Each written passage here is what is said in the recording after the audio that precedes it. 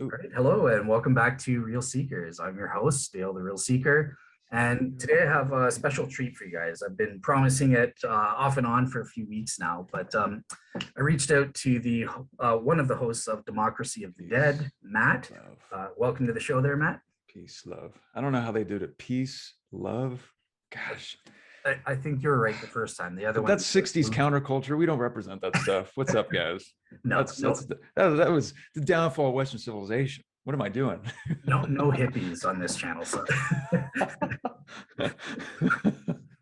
so, so, so, Oh, So yeah, we're basically just here. I wanted to bring you on the show for a few weeks now, just kind of doing for in the first place, it's your first time on the show, so doing a kind of get to know you type deal.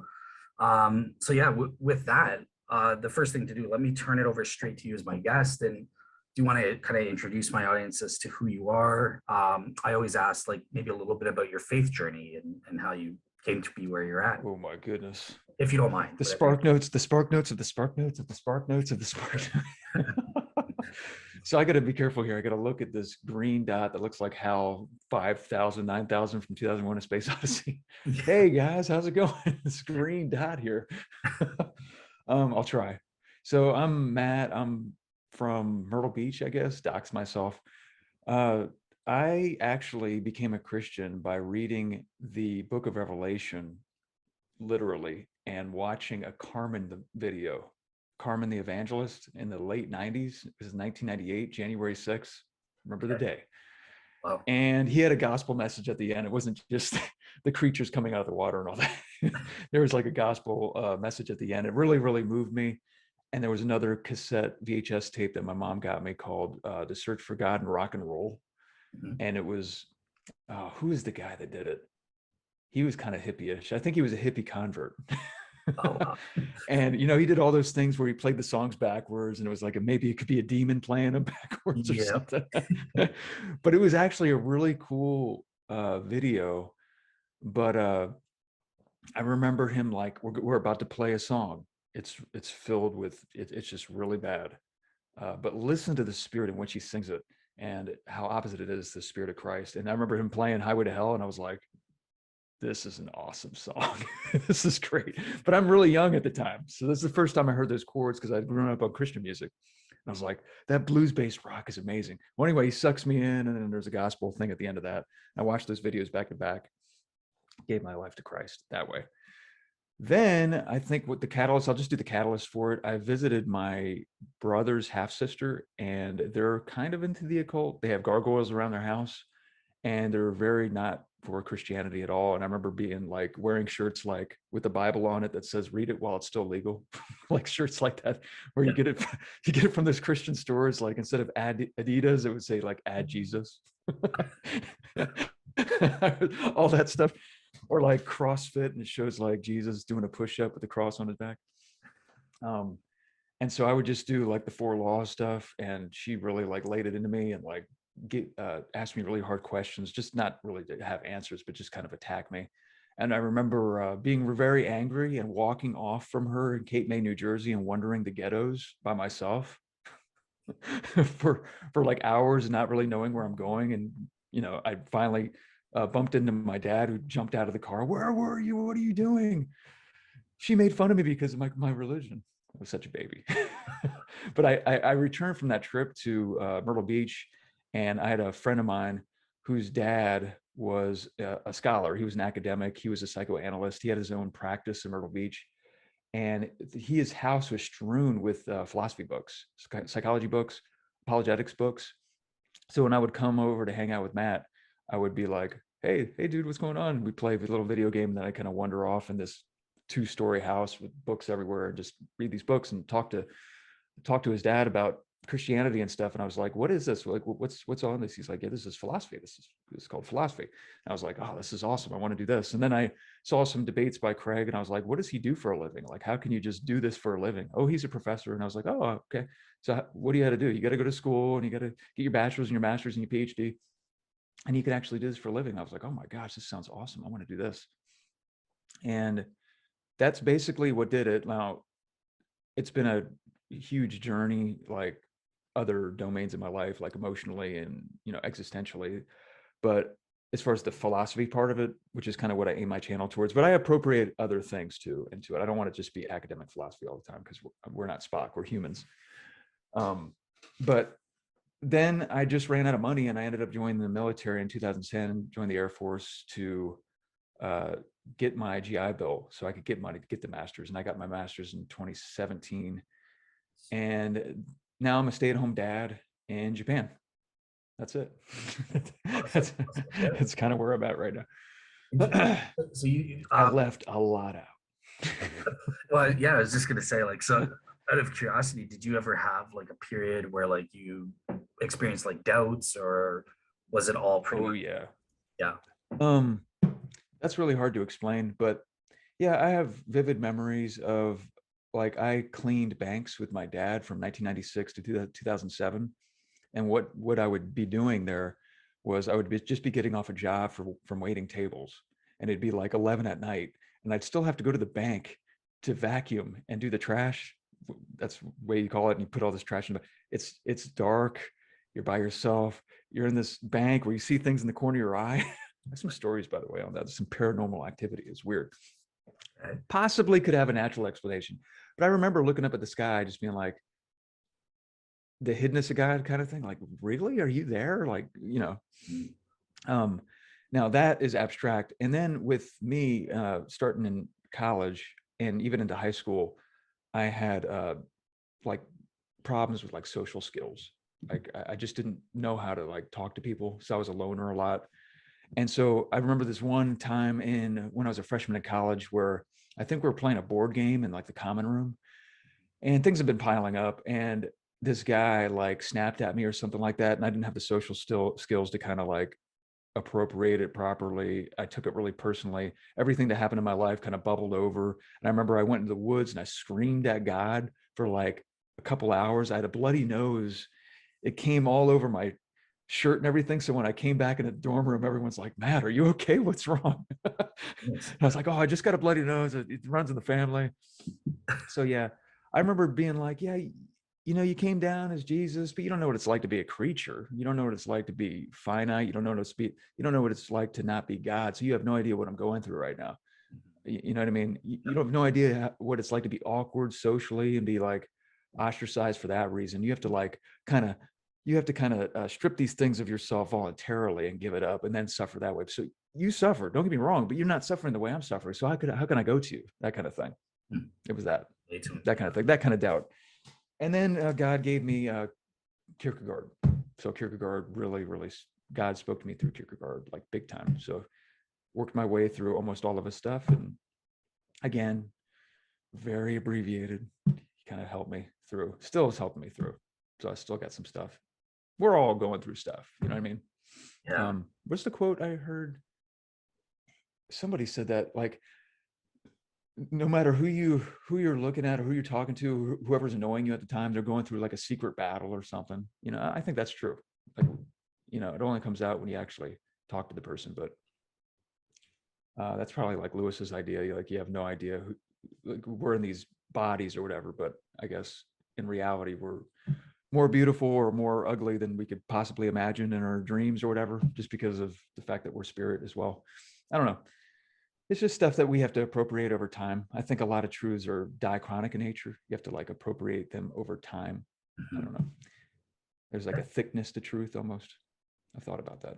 Kind of weird, but Awesome. Yeah. I'm rambling. Cut me off.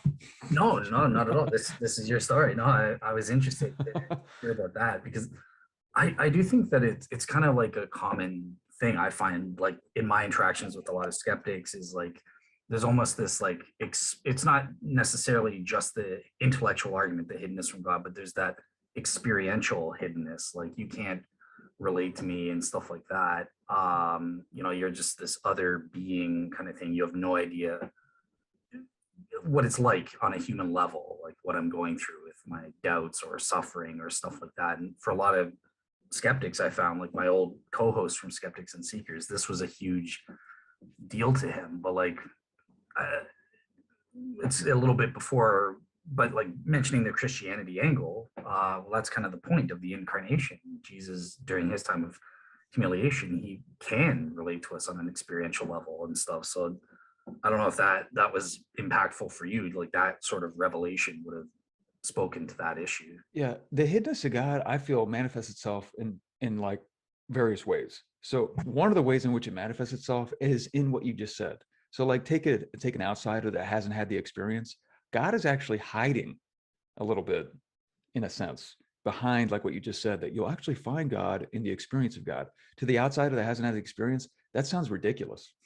You know what I mean? And the only thing that could ever allow that thing that you just said, which is actually true, like propositionally, like it's a true statement that you just said. The reason why it's true, or the only way we can have epistemic access to its truth, is to actually approach it in a way that we can't, like a scientist, like in a way that the scientist doesn't approach their hypotheses. It's got to be like the complete opposite way. You got to like open up to it. And what Kierkegaard talks about works of love specifically, I think it's in the opening page.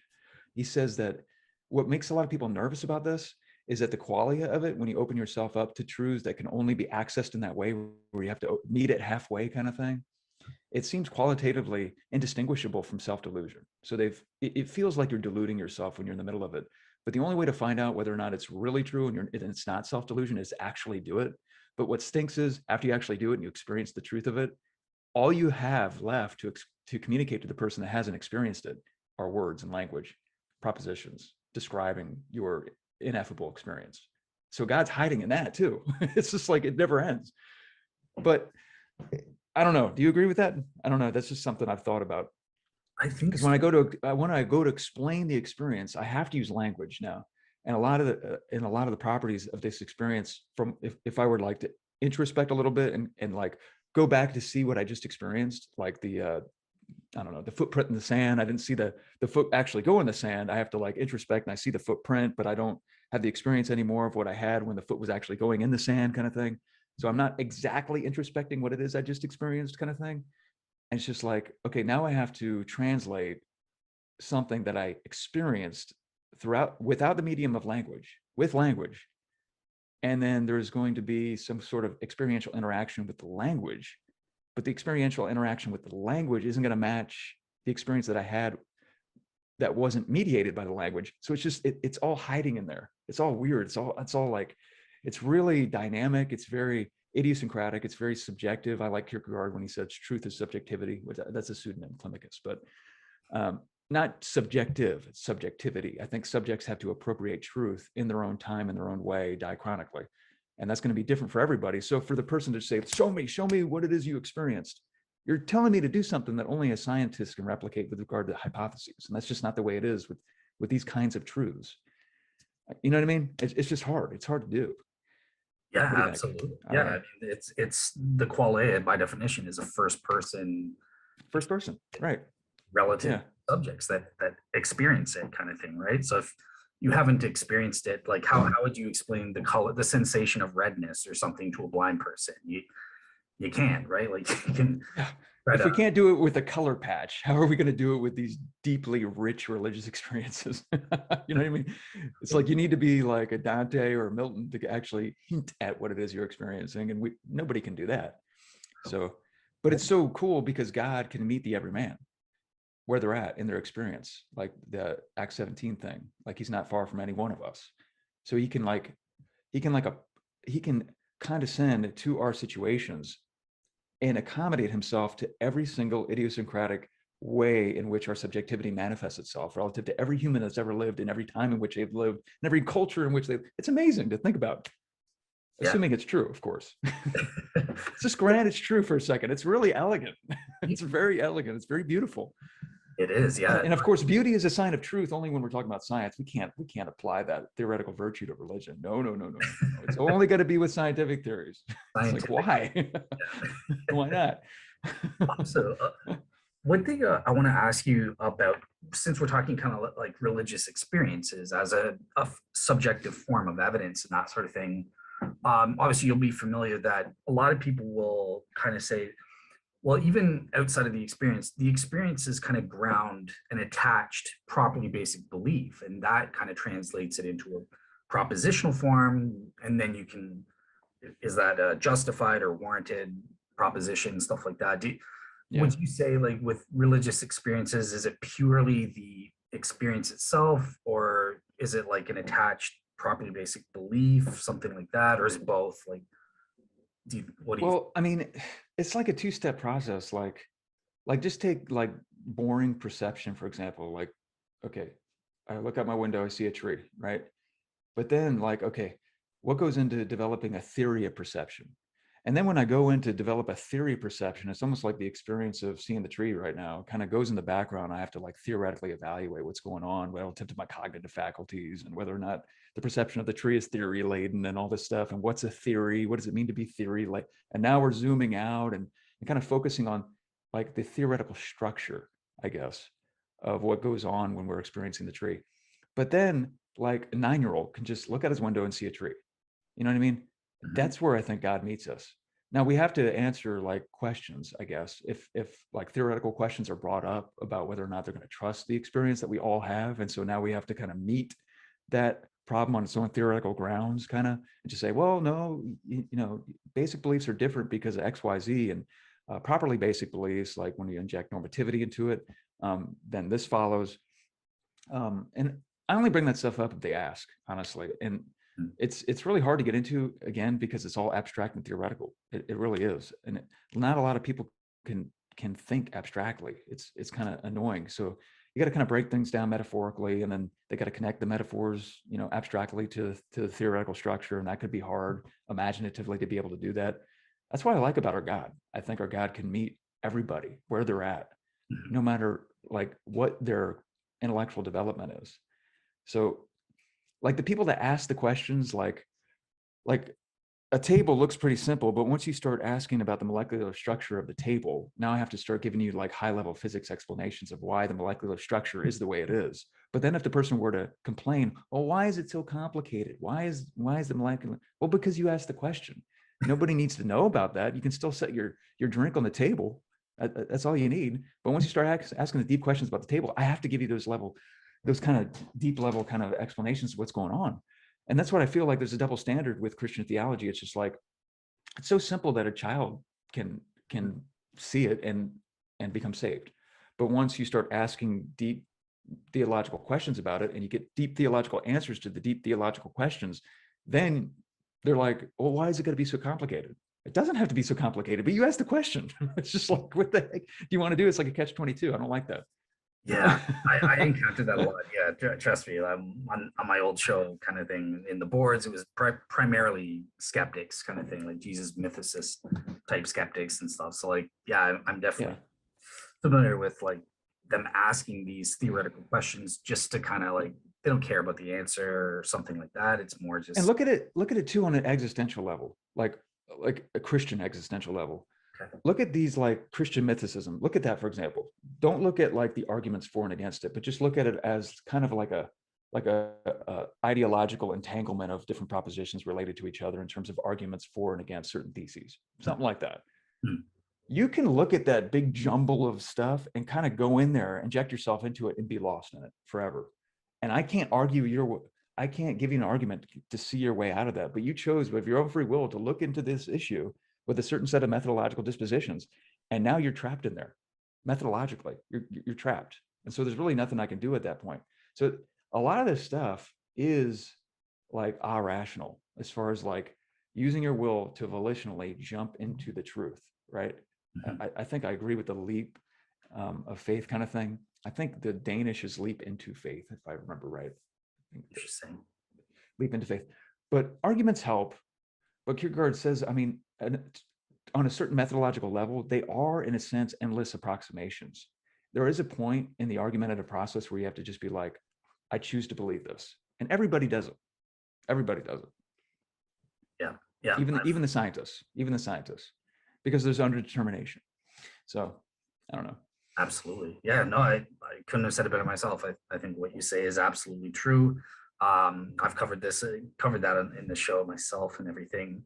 One thing, okay, so one thing that I find interesting, you kind of hinted at this in what you were answering here, but and it kind of relates to the hiddenness of God as well. Like what is so God can relate to everyone where they're at, kind of thing. It doesn't matter if you're stupid or smart or Einstein or me or something like that on the other end. But are there limitations on God's ability to reach out to everyone? Maybe not ones that are, well, yeah, let me just keep it open ended. Do you think there are any kind of constraints or limitations? Why isn't universalism true then, or something like that? If God can reach everybody.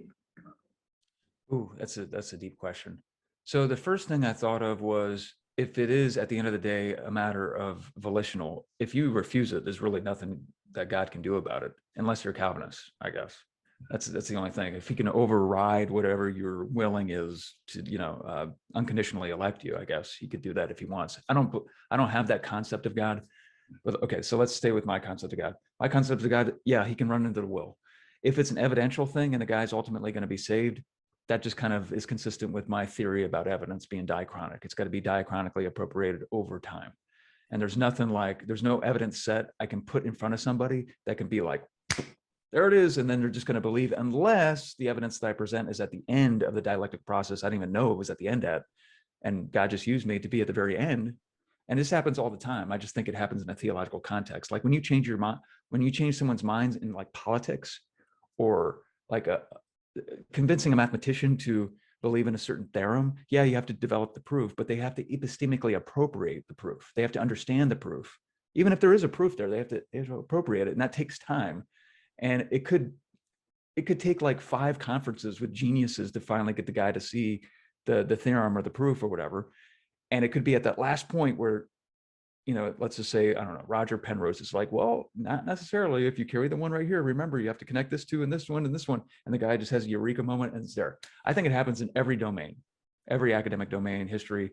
And in this particular domain, though, where sin is involved, you need the Holy Spirit. But I think the Holy Spirit uses certain things that are tailor-made for each individual subject.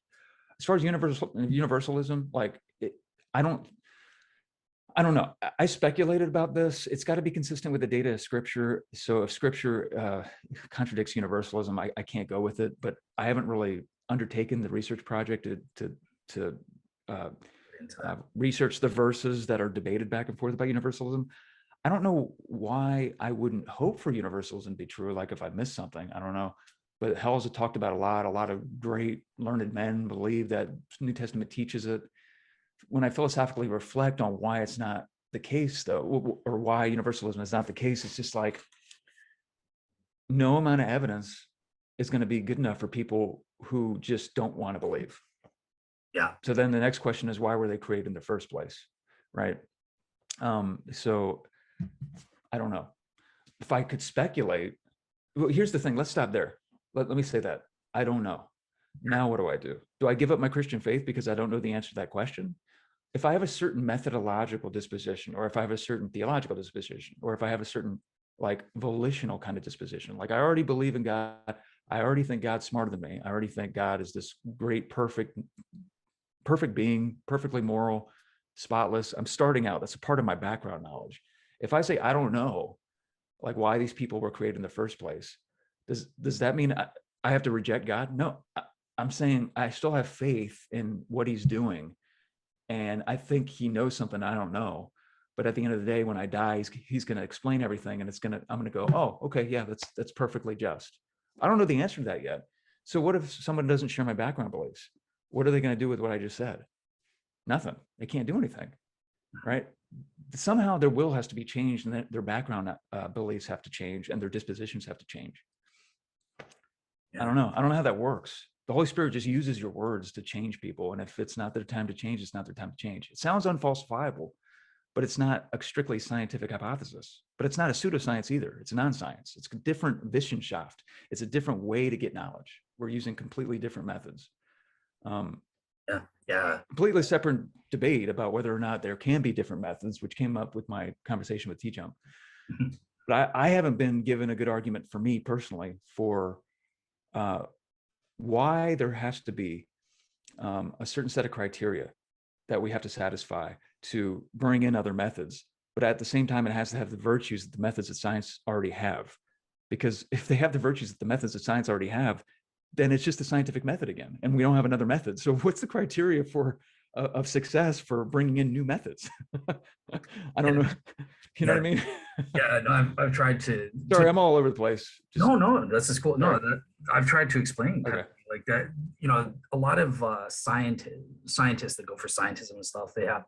I'm probably going to screw it up. You'll know if I get it wrong. It's an internal philosophy of science versus an external philosophy of science, where that's what your science kind of Sort is. of internal, external questions. Like are you talking about questions of science or questions of or about science? About, yeah, like the methodology. So it's kind of like Oh, one right. of the features is kind of like, oh, it's science. It's a one-way street, right? Science is the only discipline that informs and corrects every other discipline, whereas external philosophy of science, if I've got that term correct, it might be the opposite, but they recognize, no, it's a two-way street. Other disciplines like philosophy can inform science. Oh, I know what you're saying. Yeah. External conceptual problems, internal conceptual problems. Like, yeah, exactly. So like a perfect example of overlap, like both philosophy and science study time. Both philosophy and science study the history, the cosmological history of the universe. So you got like philosophical arguments for the finitude of the universe. You have scientific models that have an origin of space-time at t=0. So they like overlap. But then you have like Sean Carroll's model or other models that have like past eternal stuff. But if the philosophical arguments work, yeah, their models are consistent with the data, but we also have to take these philosophical arguments into account. So it invites a certain, like, again, a methodological disposition to study the viability of these models in terms of whether or not they contradict these philosophical arguments. And if they do, then the way we should approach these models is, okay, we have to find what's wrong with the model itself or what's wrong with the philosophical arguments, because they have overlapping subject matter, overlapping magisteria, even though they have non-overlapping methods, but their methods are overlapping on a common subject matter. So it's just like, how do you adjudicate between the science and philosophy at that point? A lot of people just want to defer to science right away, which is, I mean, that's called methodological scientism. That's what it's called. I don't approach, I like an approach. I don't know if you ever heard me do this in my episodes, but I like this guy named Nicholas Rescher. He taught at Notre Dame. He had this one rule in this metaphilosophy book that he had. He's like, never approach philosophical questions or any kind of question with any kind of methodological like block, a stricture. Always approach phenomena or case or things on a case-by-case basis.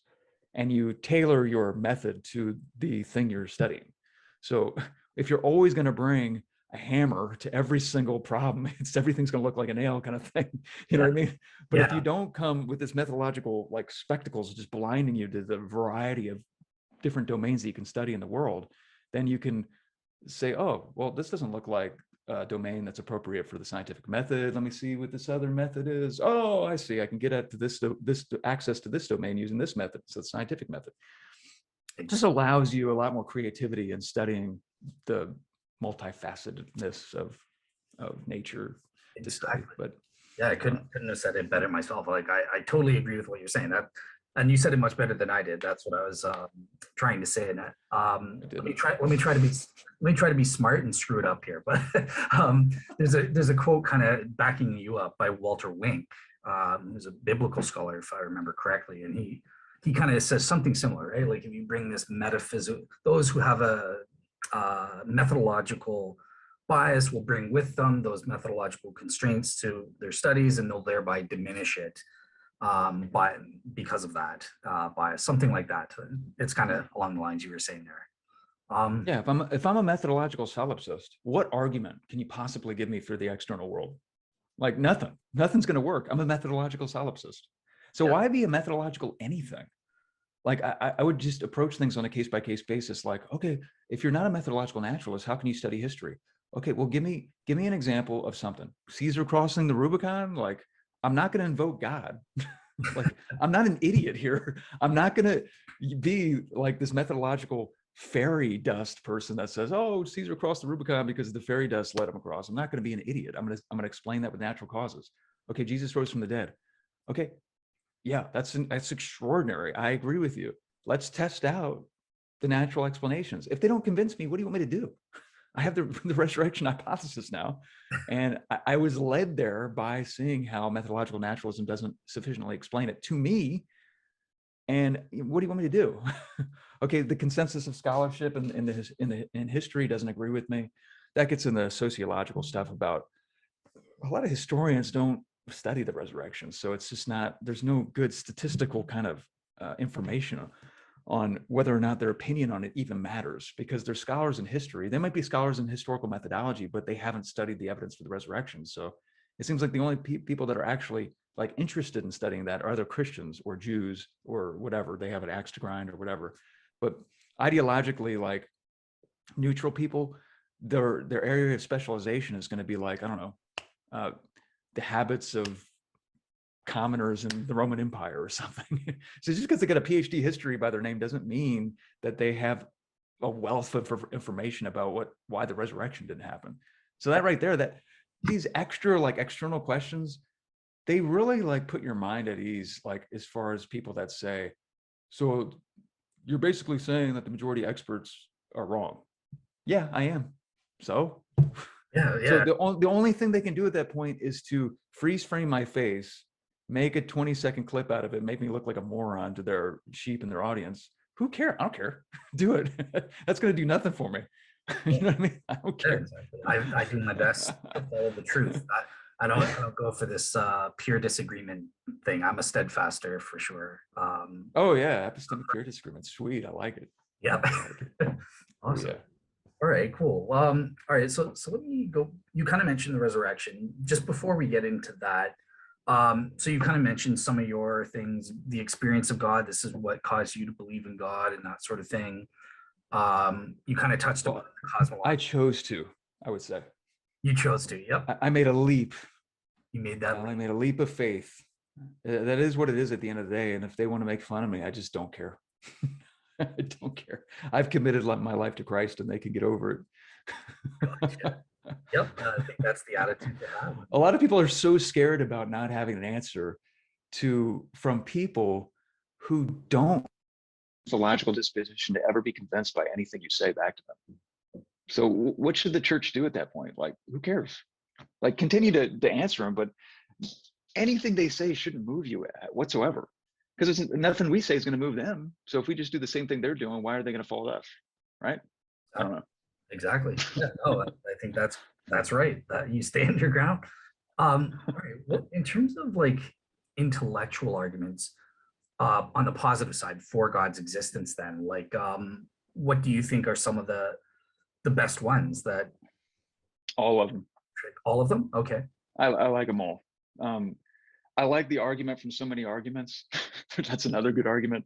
There's another essay that was written, all these unorthodox arguments coming out that were inspired by the 24 or so arguments for God's existence. They're like, okay, what are these other arguments? There are so many different arguments out there. I haven't researched them all, but they're all backed by pretty smart people. And literally, there's a book you can buy. It's an ethics book, and I think it's like a type of history philosophy book, and it's got like just the arguments or something like that. And they put all these arguments in premise to conclusion form.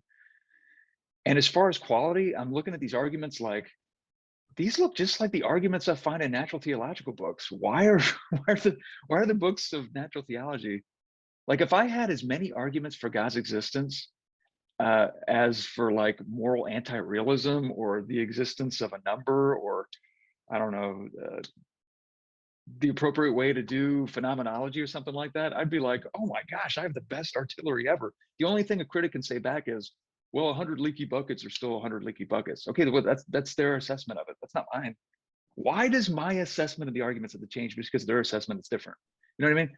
I think they're all good. I think they're all great. Yeah, that's going to make me look like a partisan, but I don't care. Why doesn't it make them look like a partisan against what I believe? It just cuts both ways. Exactly. Yeah. I don't know. I can't think of a bad argument for God's existence. Let me see. There has been some that have kind of been weird. What do you think? The only motive that I have for pointing out like one that doesn't convince me is to make myself look more objective to the audience, and I'm already suspicious of that. I just want to be honest and be like, maybe I am dumb, and they all look good. They all look great to me. I don't know why. Awesome. It makes me look like Fox News or something. I don't know. All right, cool. Yeah, no, that's fine. If you, like I said, it's about truth. So if you find every argument that you've seen convincing, so be it. That's what I wanted to know. Some more convincing than others. Like the modal ontological argument is like a slam dunk for me. For me, Yeah, same I don't here. know. That looks good to me. I know it's But I oh, enjoy talking to people that I enjoy talking to fideists. I really do. They think that these arguments. I think Wes Morrison might be one. He like they don't think any of the arguments work at all, but they still believe. yeah. So what do you do with these people? There's no good reason to believe God exists, like in the sense of arguments, right? Mhm. I think they think something from the experience. But if you were to put the experience in argumentative form, they wouldn't like that. Yeah. But they still believe. So what do we do with these people? What bucket do we put these people in? I guess they're completely irrational to evidentialist type people. I I don't think know. yeah. Well, that's what I would say is kind of thing is it's you should suspend judgment if that's literally what you think kind of deal. But Yeah, I all don't right. know. So you like the ontological. We're the same on that front. I think the ontological. Kalam's good. I did some response videos to Fodor. I think Fodor just, I'm listening to Fodor and I'm like, I don't understand. I don't, I'm trying to be nice. I don't get it. I am the person that's dumb. He is smart. I am dumb. I just don't see what he sees. I really don't. Like there was a video that he did on the extent of the present. I just felt like he completely misrepresented Craig. Completely. Like it was way off. But that's what everybody says that already agrees with the position the critics critiquing, right? You're misrepresenting them. So it's just like sometimes you get lost in dialectic here, you know, because everybody says the same thing about everybody else they disagree with. Really, Sometimes it's nice at the end of the day just to listen to the audiobook of scripture and just relax on your hammock. Take a break from the argument. it's all about right. Yeah. You know? Awesome. All right, cool. All right, so yeah, so that kind of tells me like where you're coming from in terms of the ontological argument. Did you want to take like a few minutes? I know you kind of had like an argument from desire that you were doing a video All on. right, right. Did you want to kind of Yeah, explain? so that came from this guy. This is a really thick book by a guy named Adam Barkman. Okay. It's called C.S. Lewis, Philosophy as a Way of Life and Philosophy as a Way of Life, a comprehensive historical examination of his philosophical thoughts. He's got a chapter in here on heavenly desire. And I remember being like, why has no Lewis scholar ever conceptually investigated this concept of desire as it appears in Lewis the way Barkman has? And this was published in 2009, I think. I got to be careful because the spine's coming off. And when I researched the literature on the argument from desire, it seems like the majority of the people that talk about this is as an argument from natural desire. So it's almost like an argument for proper function, like Planck proper function. It's just like, okay, you got this faculty in your like a desire faculty in you or something. And if it functions properly, if it's a natural desire, it's got an object that satisfies it. And then you go to particular examples of natural desires like water, sex, and all this stuff. And it's just like, okay, yeah, suppose for a second all the food disappeared off the face of the planet, right? And you still have this natural desire of hunger for this object. So the object doesn't exist, but you were designed to feed off this thing and you're going to die one day, I guess.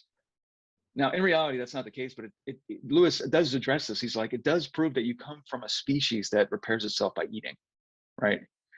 So, but the thing is, the main premise is there are existent objects for types of natural desires, not necessarily desire tokens. And I like the way that argument goes, and that's the way it's been talked about in the literature ad nauseum. But then when I started reading Continental philosophy, I ran into this thing called phenomenology. And the more I read Lewis's descriptions of this desire, and the more I read about phenomenology, I was like, Lewis is doing phenomenology in here. So why has nobody talked about either Lewis as a phenomenologist or had a phenomenological kind of interpretation of this argument from desire, or whether or not a phenomenologist can even appropriate the terminology argument from desire, because that's like an analytic way of talking almost. Mhm. So I went to philpapers.com and I found this dissertation that was written, I think, in the 90s at like the bottom of the Walmart bin of the dissertations. I found at the very bottom, and it's called, what's it called? Phenomenological, what's it called? Let me bring this up, actually. This is important. Research paper from desire. Yeah, I can make it. This is I just the made it. notes here. You can share your screen if you want to. It's totally up to you. Oh, how do you do that? Just you see the like at the bottom the share screen button.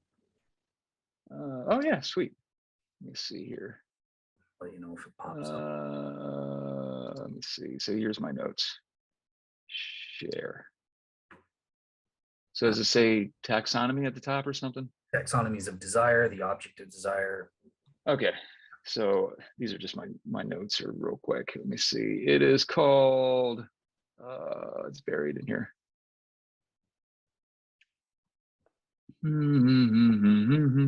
What? I had this memorized. Oh, there it is. Soroko. I have to contact her if she's still alive. I have no idea if she's still alive, actually. Yeah, I've never heard But of where's her dissertation? Let me. Soroko. Yeah, there it is. Sorry. Philosophical influences in the writing. Oh, I'm sorry. Phenomenological influences in the writings of C.S. Lewis. So I was like, what?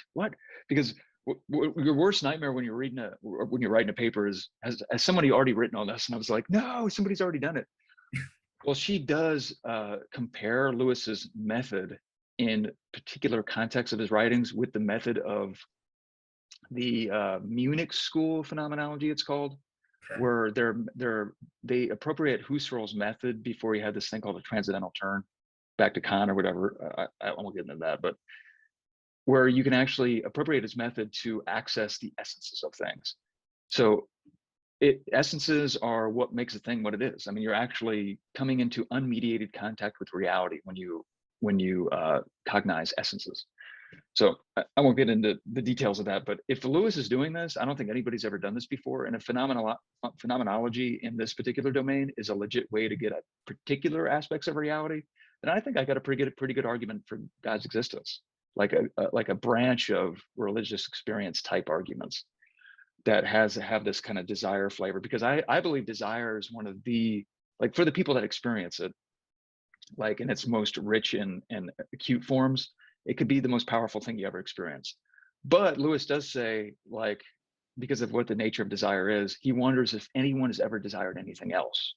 So everything in your life that you've desired has been like an unknown description of God. Like you've understood God under a different description. So like if you really like, I don't know, you have a hobby where you go out on a lake and ride your boat. And I'm like, what do you like about that? I like the wind in my hair. I like the freedom of it. I like to hear the water against the boat. So if you were to unpack that phenomenologically, you're unpacking aspects of what it is that make God attractive to humans. And so I think our concept of God is just really denuded. It's just like, dude, Zeus-like figure in the clouds is going to judge us one day, when it really is just the object of all our deepest desires in our heart of hearts. And that'll actually make God attractive, because it makes it more existentially kind of proximate to what we're searching for in our heart of hearts, in terms of the human condition, in terms of the meaning of life and all this stuff. Whereas the history of the universe, the fine tuning and the moral argument, all that stuff can be kind of abstract. Desire is kind of more concrete. Morality is concrete too, but a lot of these are kind of put into premise conclusion form and all this stuff, and it kind of can feel divorced from actual experience. Whereas when you engage in a phenomenological description, you're actually seeing, what phenomenological descriptions do is they arouse in your mind the kind of cognitive state you had when you actually experienced the things that weren't, when they were not mediated by language. So it gets as close as you can possibly get. So if, like, for example, let me actually do this. Let me stop share. Let me share this passage real quick. I'm going to say people have probably already read this, but I'm just while you're pulling that up, it's fascinating too, because we come from like two different kind of philosophical schools. You're more in the Continental. I didn't start out there though. I really didn't. Oh, sorry, you didn't start out. I didn't start out there at all. I really didn't. I came to this like really late, but like within the last 6-7 years. But I think that that's cool, because most people are familiar with arguments for God or Christianity, more like analytic philosophy type debates, whereas no, there could be good reasons to believe in God or that sort of thing from a different school of philosophy and that sort of thing. So I think it's cool. Yeah, a lot of analytics will make fun of Continentals, and Continentals will make fun of analytics, and there's this kind of divide. But there's a lot of bridge building lately. There's a lot of like Continental analyses of concepts that the analytics have liked, or methods that analytics have preferred, or ways of writing that the analytics have preferred. Analytics accuse Continentals of being obscure in their writing, which isn't always necessarily the case. But there's a certain domain of Continentals that are kind of too political for me. Like they'll make everything about politics. I don't like that. I like it when it's existential purely. But the phenomenology, what Husserl was trying to do with phenomenology at first is actually really cool. So for example, what really attracted me to Husserl at first was you got this perennial philosophical question about the distinction between appearance and reality, right? It's like, okay, you got appearance and you got this curtain and it blocks reality and we can't get by it. And one of the fundamental insights of phenomenology is that they reconceptualize that bifurcation, that curtain. They say it isn't like a curtain that's completely impenetrable. We have no idea what's beyond it, like what Kant said, thing in itself, thing as appears to be, all that crap. What Husserl said is that actually you are experiencing reality. Reality presents itself through appearances. That was a liberation to me. I was just like, oh, cool. So, you know, I'm not looking at my computer's molecular structure. I'm looking at it as it appears to me, but the reality of whatever I'm perceiving is revealing itself through this appearance. So I almost like, you know how you look out a window of a plane and you see all these little squares that make up the farmland? You know what I mean? Have you ever been up in a plane? Of course, yeah, a few times. That's what I see in normal perception. Like when I look at the microphone right here, I'm like looking at it from like 20,000 feet in the air. Like if I got really close to it, I could see the molecules and the quantum stuff going on and stuff like that. But I'm really seeing the microphone as it really is through this appearance. The appearance isn't blocking the reality of the microphone. It's revealing itself to me through the appearance. So that inversion that Husserl brought up first, I think he was inspired by different people, but I was just like, oh, I like that. So why can't that happen with desire? Why can't God reveal himself through the appearances that are evoked when you experience these desires, these really strong desires like this? So I'll go share screen. So I remember being a freshman in college in 2001 and reading this for the first time and not knowing why this moved me so much. So this is in The Problem of Pain, the Heaven chapter. Have you read this? Problem of pain? No, I haven't actually. So listen, this is a phenomenological description, okay? You may think that there's another reason for our silence about heaven, namely that we do not really desire it. But that may be an illusion. What I am now going to say is merely an opinion of my own without the slightest authority, but which I submit to the judgment of better Christians and better scholars than myself. Way too humble. There have been times when I think we do not desire heaven, but more often I find myself wondering whether in our heart of hearts we have ever desired anything else. You may have noticed the books you really love are bound together by a secret thread. You know very well what is the common quality that makes you love them, though you cannot put it into words. But most of your friends don't see it at all, and often wonder why, liking this, you should also like that. Again, you've stood before some landscape which seems to embody what you've been looking for all your life, and then turn to the friend at your side who appears to be seeing what you saw. But at the first words, a gulf yawns between you, and you realize that this landscape means something totally different to him, that he is pursuing an alien vision and cares nothing for the ineffable suggestion by which you are transported. Even in your hobbies, has there not always been some secret attraction which the others are curiously ignorant of? Something not to be identified with, but always on the verge of breaking through? The smell of cut wood in the workshop or the clap of water against the boat's side? Are not all lifelong friendships born at the moment when at last you meet another human being who has some inkling, but faint and uncertain even in the best, of that something which you were born desiring, and which beneath the flux of other desires and in all the momentary silences between the louder passions, night and day, year by year, from childhood to old age, you are looking for, watching for, listening for? You've never had it. All the things that have ever deeply possessed your soul have been but hints of it, tantalizing glimpses, promises never quite fulfilled, echoes that died away just as they caught your ear. But if it should really become manifest, if there ever came an echo that did not die away, but swelled into the sound itself, you'd know it. Beyond all possibility of doubt, you would say, here at last is the thing I was made for. We cannot tell each other about it. It's the secret signature of each soul, the incommunicable and unappeasable want, the thing we desired before we met our wives or made our friends or chose our work, and which we shall still desire on our deathbeds when the mind no longer knows wife or friend or work. While we are, this is, if we lose this, we lose all. Okay, in all the books you've ever read in philosophy of religion and analytic philosophies, anything ever moved you like that paragraph has? Yeah, see, this is my problem. I'm pretty I'm sorry. I'm trying to put on you, but look, if it doesn't move you, that actually substantiates my point. Look at this, where it says, look, we're both standing before this landscape. Mhm. It embodies what I've been looking for all my life. I turn to you at my side, who appears to be seeing what I saw. But at the first words, a gulf yawns between us, and and the landscape means something totally different to you than it does to me. So, like, you can go to certain things that moved you in your life, Yeah. and it kind of substantiates the main point of the paragraph. But what I'm saying is, what Lewis is doing right here, this isn't analytical argumentation. This is phenomenological description. And there's something that happens for the people that the phenomenological description does reach. What's happening is that they're actually having unmediated contact with the essence of what it means to have this desire. And what happens when you have unmediated access to those essences is that the appearances that you experience, reality will come in, and you'll meet reality unmediated. And so that's what these descriptions are trying to occasion. Mhm. Truth is corresponds to reality, but these phenomenological descriptions are reality that truth is about. So I like kind of that chiasma there. So it kind of bypasses the way truth mediates reality, gets at the reality itself through the description. It's mediated, but it's supposed to arise in your consciousness, a kind of experience that's akin to what you would have if you weren't mediated by the description. And that's the closest you get from grasping actual essences. So it's through that method of contacting reality almost in an almost unmediated way where it can change your beliefs. So why not call this an argument for the existence of something? Because it's an actual aspect of reality itself. So that aspect has to exist, right? Yep. I'm open for correction on this, but that just seems to me to be unassailable.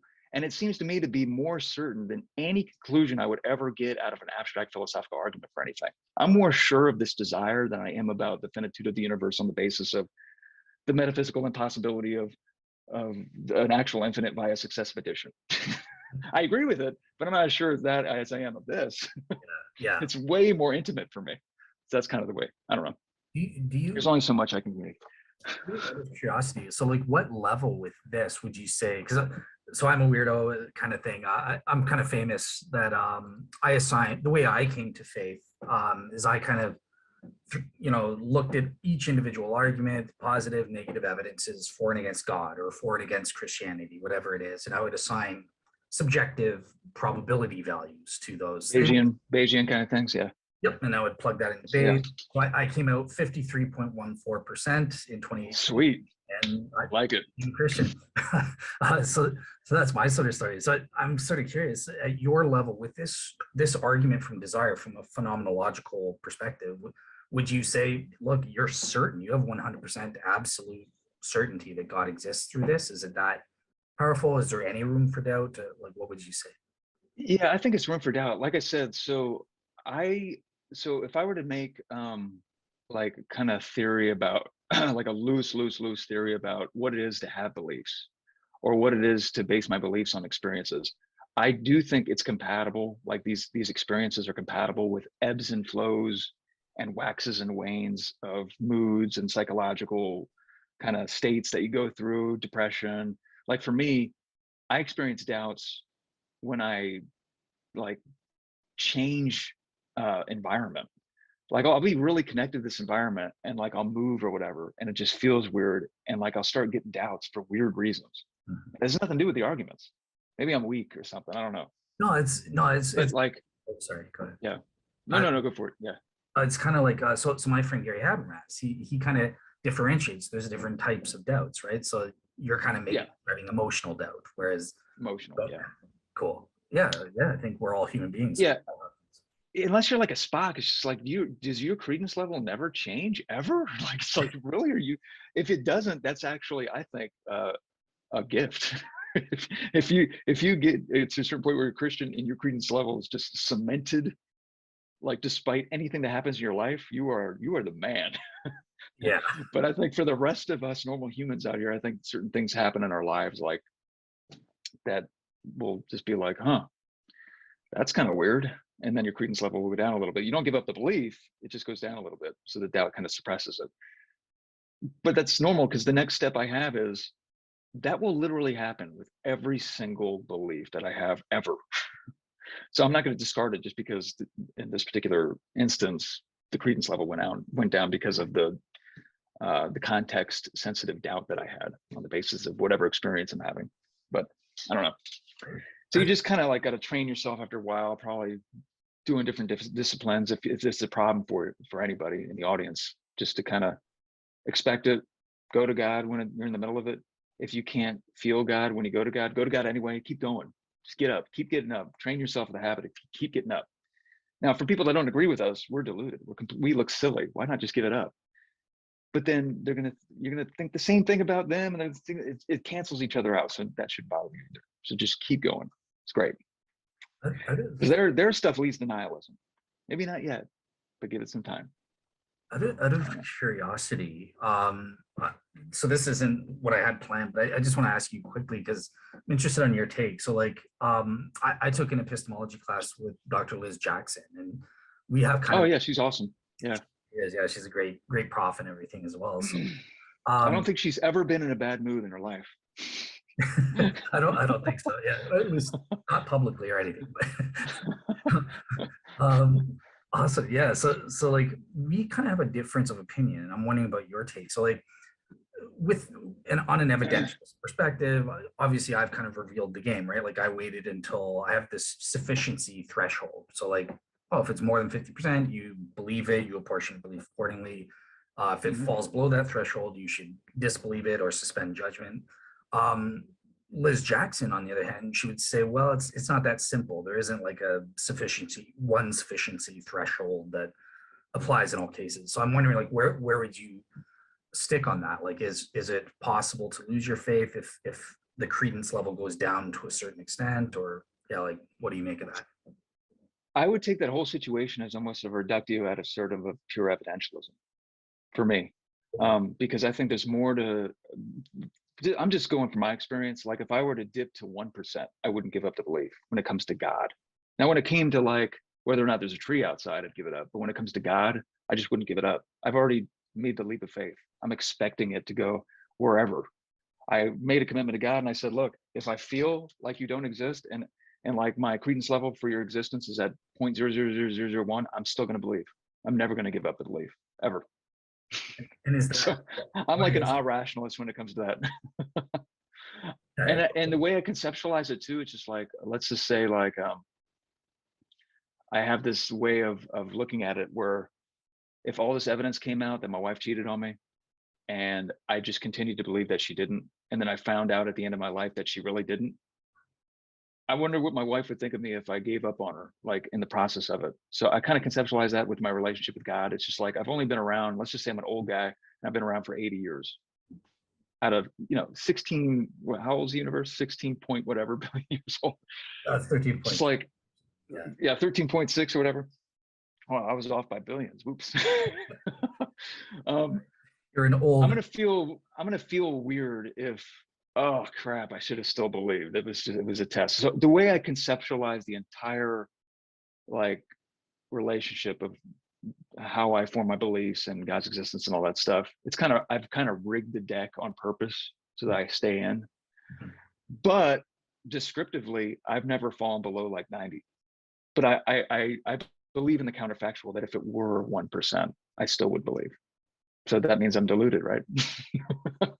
So I guess like someone like Liz Jackson would say, you kind of hint like there's the practical reasoning aspect or whatever, right? Like the benefit. Yeah, it's being meta. Yeah, relationship make it so that the sufficiency threshold would be 1% would be good enough, or to be rational in believing or something like that. So yeah. But let me be clear. I think the 1% would actually have to come after it was at 90.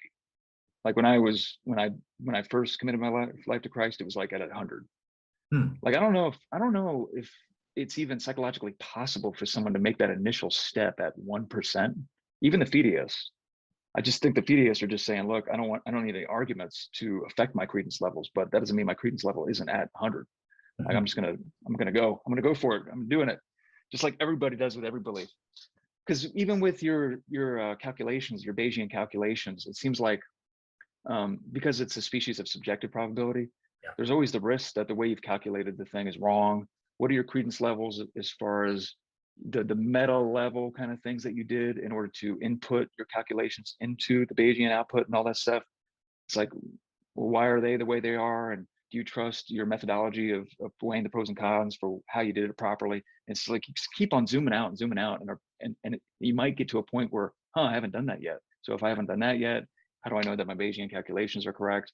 And I think you're going to be fine as far as whatever you think your subjective probabilities are. I think that's fine. But if you were to bump into somebody who's not an evidentialist like you, they might make you zoom out or something to see where your evidentialism leads you or something like that, just to prove that I don't have to go down your evidentialist route. But if it makes you comfortable, please do it. I don't want to be a stumbling block.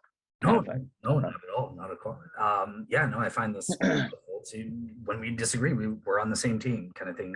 I want to understand. And this is all meta.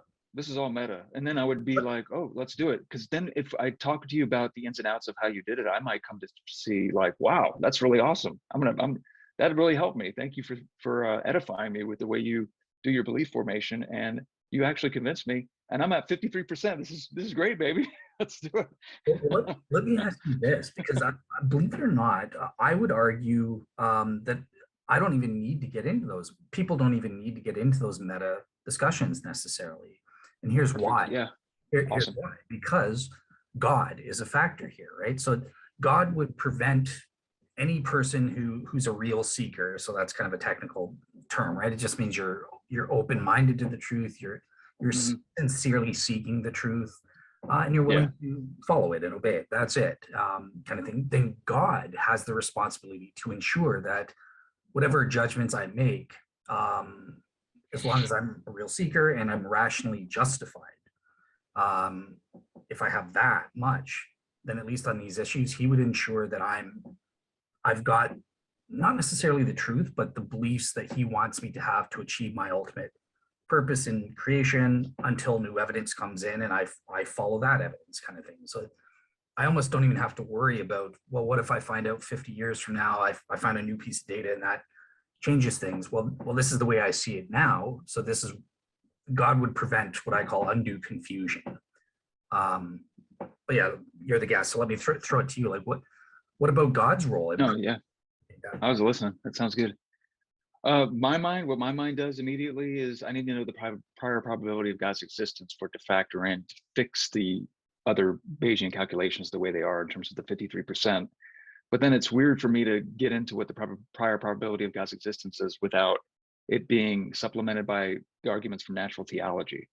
But then they have their own Bayesian calculations, I think, or their own kind of probabilities to them too. So it's hard for me not to zoom out if I don't share your background beliefs from the threshold. Gotcha. That's just me though. Yeah, no, I think you're right on that. Like, so that. But if it helps you, honestly, keep it. I hate stumbling other people and how they come to their beliefs. I've done that before when I was like in my 20s, and I feel horrible about it. It's just like, I like the parts in Mere Christianity where C.S. Lewis is about to talk about the Holy Spirit or the Trinity, I think it was, and he's like, if this doesn't help you, just skip these chapters. I think I agree with that approach.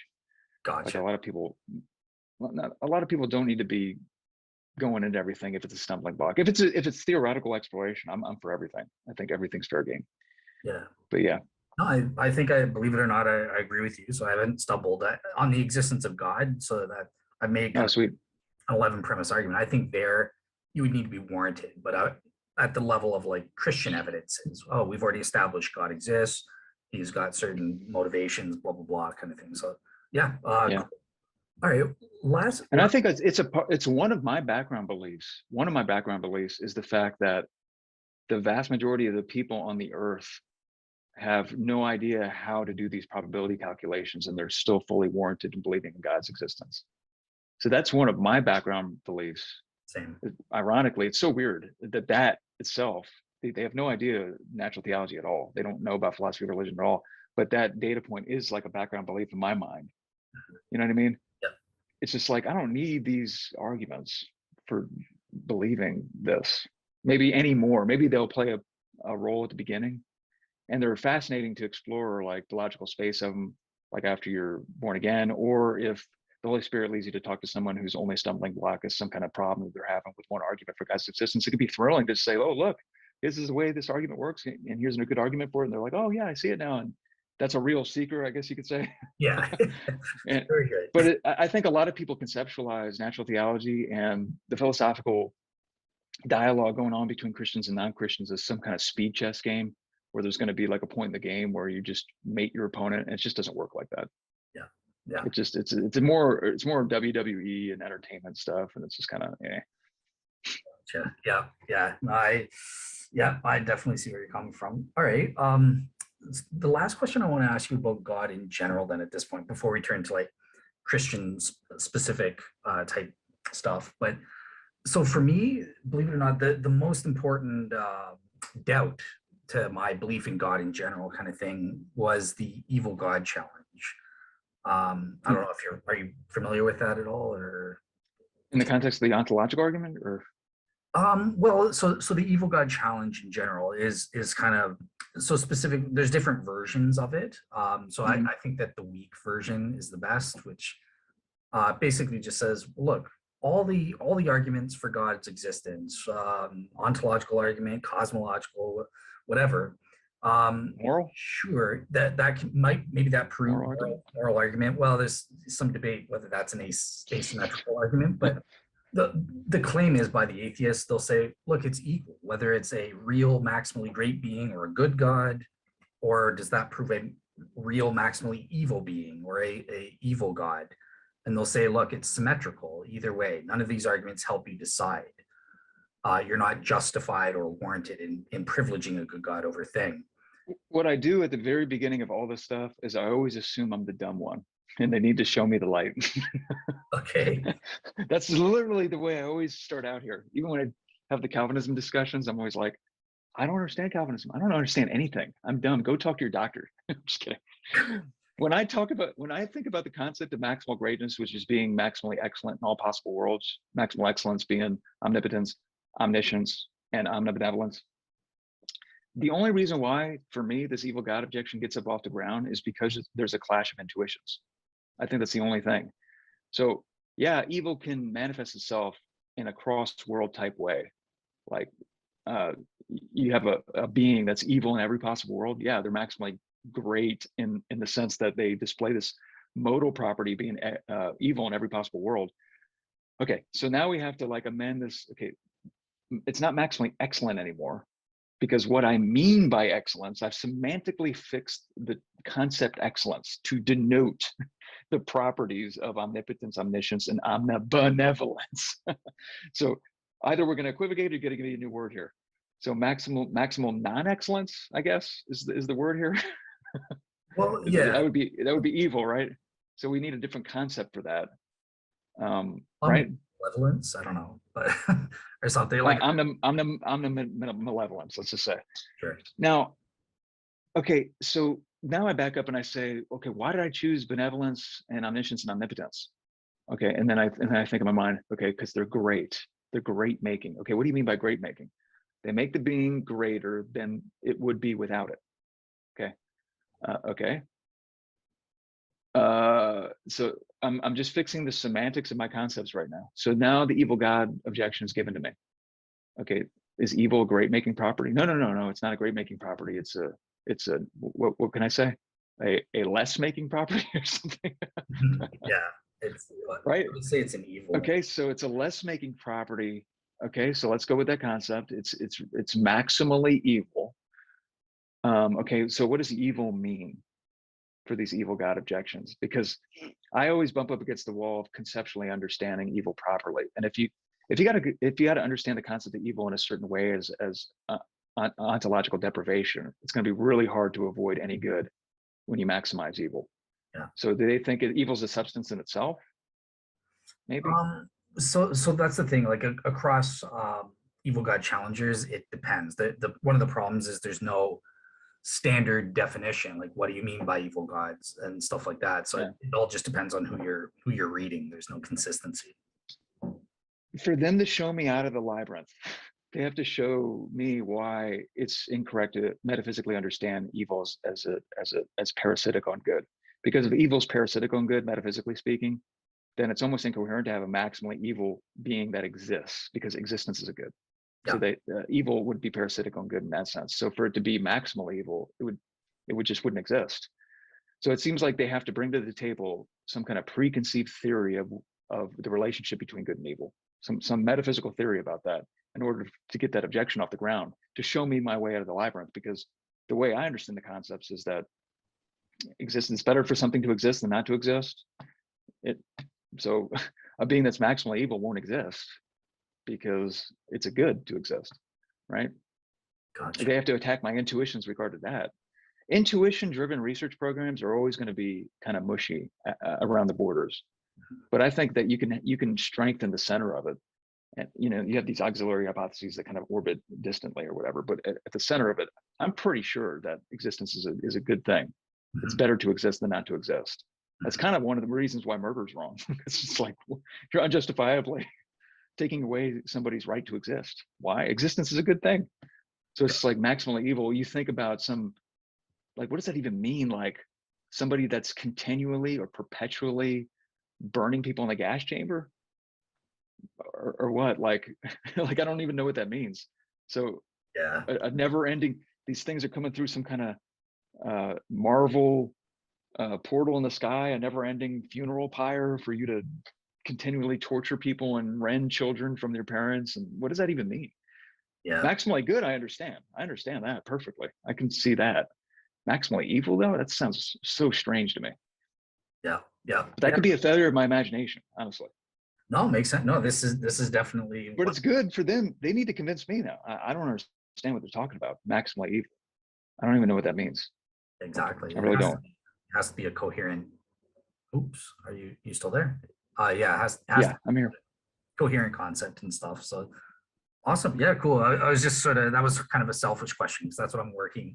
Well, no, and the thing is, it's connected to maximal greatness. It's connected to it. It's just like, okay, you exist in every possible world. That's a good thing. That's a modal perfection to exist in all possible worlds, right? Yep. They would be worse off, modally speaking, if they didn't exist in all possible worlds. So it's a good thing for them to exist in all possible worlds. So if it's maximally evil, it would exist in no possible worlds, right? Because we got to talk about moral evil, modal deficiencies, which is, I guess, a kind of weird way to say evil, but I guess it's not morally evil. It's modally deficient in some way. So I don't know. I'd have to think about that, but it just doesn't make sense to me on the face of it, prima facie. But Cool. I don't know. Yeah. And this is one of the. I'd have to talk it out with them. I don't know. Sounds good. All right, cool. Yeah, I just wanted to get your kind of Evil God. Yeah, it's interesting. I'd have to think about it. Cool. All right, awesome. All right, so let's change gears, looking to Christianity specifically, unless you have any objections. But yeah, so I think you mentioned that the resurrection was one of the evidences that spoke to you. The naturalistic hypotheses didn't work in your books or something. So yeah, I don't know. Do you want to give any more details in terms of the historical evidence for the resurrection? Do you think you've covered? I just think it's really easy. I think it's really easy. Like if you're already kind of disposed to think Jesus rose from the dead, then you're going to think these other explanations are always going to be less probable than the resurrection hypothesis. I literally looked at the evidences after I became a Christian, just to be completely honest. And it might have colored the way I looked at the evidence, but I don't think it made me completely stupid when I considered the other options. Mhm. Like I considered the other options, like the body being stolen. And these are years ago. I investigated this years ago. So I have to go back and kind of remind myself why I was reading through this being like, what? Then why didn't this happen? Like, what's your explanation for that? It just becomes more and more ad hoc. The more you try to explain why these natural explanations got through, like the body stolen, the twin brother hypothesis, the alien thing. He didn't really die. Like, what are the other naturalistic hallucination? That doesn't explain the empty tomb. It's just like, I don't know. It just gets really convoluted looking at it from from the standpoint of it's got to be a natural explanation. So then I just became more interested in the methodology of it again. I'm always interested in that. It's just like, if you're methodologically confined to natural explanations, then the miraculous one is always going to be the least probable. It's just, you're going to be stuck there. So why do you have the method the way they are? I think once we become like apologists about the resurrection, we become little mini historians. So we have to become a historian. So the way I do history is, again, I tailor my methods to what it is I'm studying. So a lot of people think like, oh, you're going to believe in the resurrection on the basis of the evidence? Then why don't you believe that the miracles of Islam? Then why don't you believe the miracle of Mormonism? Because the evidence doesn't support it. It's really easy. This is like, I don't have to have a methodological stricture in order for me to say, look, okay, I'm open to it being a miracle, right? About how Joseph Smith did his thing, or Allah or Muhammad did his thing with the Quran, or any other miracle story you possibly can put on the table for me. So why don't you believe it then? Because there's not enough evidence for me to believe it. But when I look at the resurrection, there's a lot of evidence. Like, it's not that hard for me. I'm not even gonna sound like a scholar. It's just like, look, there's a lot of evidence for it. I don't have a methodological block when I study the evidence. And so it's really, really probably rose from the dead. I don't understand what you want me to do, man. They have this Pandora's box objection. It's just like, well, if you believe it here, then you believe it everywhere. Well, guess what? I also have background beliefs about a demonic realm. They can perform miracles. So why do I automatically have to have the Islamic interpretation of the Muslim miracle? Like, if Christianity is true, there's a perfectly good explanation for why that miracle happened. What Muhammad thought was an angel was really a demon, and they like to deceive. This is all a part of the package of Christianity, the theory, if you want to look at it as a theory. The theory accommodates all of that stuff, so it's not a defeater to it. I don't know. Let me, if we had 4 independent like biographies and like the letters of Paul for any other historical event, get the methodological strictures out of the way, nobody would care. Everybody would believe it. Yeah, no, I totally agree. I mean, there's like this double standard. See, you're a Bayesian guy. Did you read Carrier's argument against the existence of Jesus? Did he do it right? I heard a lot of Bayesian guys are like, no, Carrier's way off in the way he's appropriating this calculus. So I haven't read his book proper, but I've read like reviews of it and his blog, like responding and stuff like that. So no, I haven't read it directly. In terms of isn't it? It's so ironic to me. It's just so ironic that we got to be lectured to that we're the minority among scholarship in the academy and what we believe about the resurrection. But Carrier's allowed to be like 1 or 2 people in the history of historians to question the existence of Jesus, Earl Dotery, and what there's honor in this. Like, why can't we be conceptualized the same way you are then? There's just so many double standards. Yeah, it's like what you said before. I think you just have to ignore it, otherwise you're going to go insane. You just gotta look. You'll go insane. Insane. Oh, shut up. Oh man, it drives me crazy. But I just assume I'm dumb. I'm the dumb one. You guys know everything, I guess. I don't know. Yeah, it shouldn't be about pride or anything like that. Just look, here's what I think. Here are my reasons. What do you think, kind of thing, and take that into consideration. So fully agree with that. Here's one thing that I got about 10 more minutes, by the way. Okay. Sorry about that. No problem. I should have asked if you. Okay. So we can do it again. I'll come on any Sunday you want. It's fun. All right. Cool. You probably have other guests, so. Yeah. No. You're always. Pin me in for 2025. You're welcome anytime. So yeah, don't worry about that. All right. Cool. So. All right, well, let me ask this then. So a couple questions. So one, answer this in 5 minutes, and I guess we'll have to answer it again. I was kind of saying, when I evaluate miracles, I have a way of evaluating that. So I think the supernatural versus natural divide is meaningless, is not helpful in this day and age. Oh, really? It didn't exist. Okay. So I evaluate miracles through the lens of intelligent design, in divine design. So I utilize Dembski's specified complexity. So okay, just in a nutshell, I can't go into my specific criteria, but like just in a nutshell, look, the specification, it's an event that conforms to a specified independent pattern. Well, that's what philosophers talk about the religious context. Oh, it's an event that's attached to the Christian religion. It serves to attest the truth of that religion. And it's not subsumable to other religions or something like that. Meaning other religion, like the virgin birth, for example. Islam believes in the virgin birth too. So if we could prove that, who gets it? Christians or Islam? Then there's and then there's the complexity criterion. So that's the part you're familiar with. Natural explanations are it's an extraordinary event, is what I say. So either natural explanations are provably improbable relative to, you know, the notion that God did it or designed that event, or we can prove that the circumstances are extraordinary in some way, or it's also uniqueness is the final thing. So if it's unique despite a sufficient opportunity for duplication within a ordinary natural context. So that's the complexity criterion. So that's the way I kind of conceptualize how to evaluate miracles.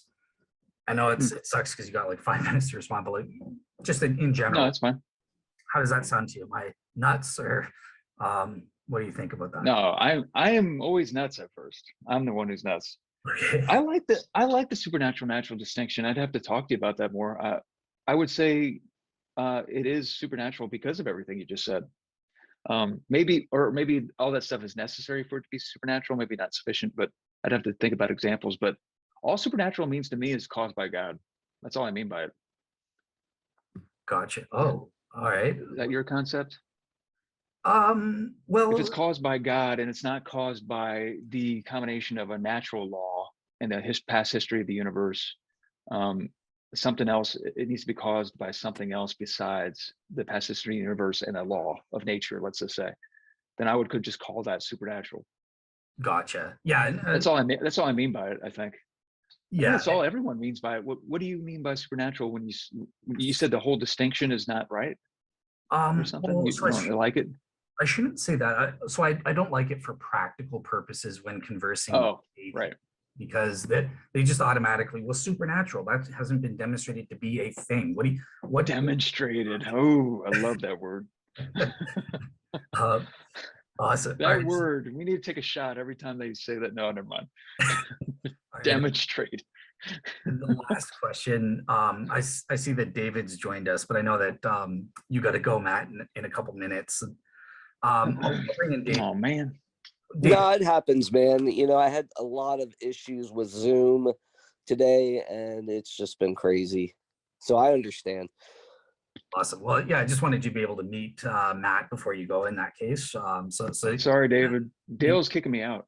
That's what happened. No, you're welcome to stay. I'm kidding. He's so annoying, David, honestly. Oh, he's still here. Oh. Okay. All right. So It happens, man. all right. So Matt, last question before you go. And again, like I said, you're welcome to come back anytime. Just shoot me an email and we'll set it up, or I'll shoot you an email. So as David knows, I'm kind of a weirdo. Here's me standing up for the minority position. I don't care what the majority of scholars think. I believe that the Shroud of Turin is a good evidence for Christianity. I've developed, kind of like Gary Habermas has his minimal facts approach, I've developed this thing called the minimal relevant features approach. So you can tell I'm a philosopher because I put these stupid labels on everything. But you got to use more acronyms, man. Yeah, for sure. Yeah, just generally speaking, we can't get into the details, maybe in a future show, but just generally speaking, do you know anything about the Shroud evidence? Do you think it's a farce? Zero. Zero. I think I remember seeing something on TV about it when I was a teenager. I've never ever looked into it. I probably should. I'll blame my kids. You know, They don't I let was me the same study way. anything I was anymore. the same way until I actually had Teddy and Dale talk me into it, and then I've looked into it. It's actually pretty good evidence. It's crazy. Yeah, I remember seeing something about, again, for me to make up my mind, I got to see the arguments pro and con, of course, but like something about the fabric of it is weird. Cries out for explanation. Something like that. Or that's all I remember. Gotcha. When they zoom in on the fabric of it, there's something in this fabric that a lot of people think, I guess, can't be naturally explained or something. Yeah. Is that about right? The body, the images of Jesus. Well, I used the word natural again. Dang it. They don't have the relevant features. There we go. There we go. Now you're good. I'm being unpractical again. So unpractical. Awesome. All right, cool. Well, so yeah, I know you got to go. So we will end here. Like I said, I'd love to have you guys back on, maybe with David present, since he's my more charming counterpart. He's more with it talking. Oh, that's my son's name. Yeah, good name. Good name. Yep. Oh, it's great. Kingly. Yep. My son's name's David too. He's the third. David the Third. Nice. Yeah. I like it. Pass it on. We're continuing the legacy of David. There you go. That's right. Yeah. Hey, maybe we could do it on Pora or something, like do a proselytize or apostatize show. Because I know you do the live stuff or whatever. Yeah. Yeah, anytime. Except that proselytize or apostatize is going away. So I am going to talk to you about that after the meeting. So let me let you talk. Let me let you finish out the broadcast so we can talk afterwards. All right, cool. So yeah, with that said, that's it. Thank you so much, Matt, for putting up with me and my unsane questions. Putting up with me. It's been a pleasure. Awesome. So how do I do this? Should I leave, or are you just going to end it? I So probably should leave, right? Well, yeah. So I will. Oh, it's not live. That's right. I will end the recording now. But just before I go, for the audience, next week, Dr. Tony Costa is going to be on. He's going to be speaking to me about Jesus's miracles. So outside of Jesus' resurrection, what's the historical evidence for things like the nature miracles of Jesus or his healings and exorcism? So I'm really excited about that. I've been trying to get one of my scholars or friends to come on to talk about that for a while. So yeah, look forward to that next week. And Awesome. week.